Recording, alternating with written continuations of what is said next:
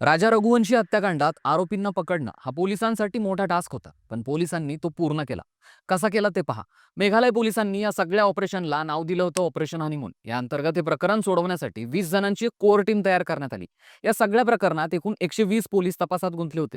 या अंतर्गत 7 जूनला सगळ्या संशयित ठिकाणी एकाच वेळी छापे टाकले गेले. पोलिसांसाठी या प्रकरणात डिजिटल पुरावे महत्त्वाचे ठरले.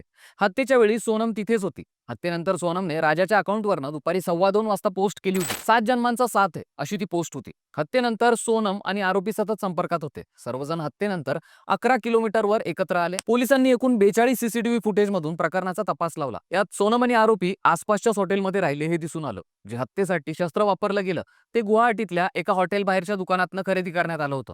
आरोपी ट्रेनने गुवाहाटीला पोहोचले होते. नंतर घटनास्थळी आरोपी आकाशचा रक्ताने माखलेला शर्टही दिसून आला होता. सोनमने तिचा रेनकोट आकाशला दिला, जो 6 किलोमीटर अंतरावर सापडला. हत्येनंतर सर्व आरोपी शिलाँगवरून गुवाहाटीला आणि तिथून ट्रेनने उत्तर प्रदेश आणि मध्य प्रदेशात परतले. या प्रकरणात पोलिसांना तिच्यावर संशय होताच.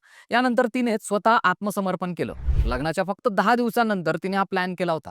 या हनीमूनला सोनम फक्त राजाला मारण्यासाठी आली होती, कारण तिला राजाला आपल्या रस्त्यातून दूर करून विधवा झाल्यानंतर बॉयफ्रेंड राज सोबत लग्न करायचं होतं.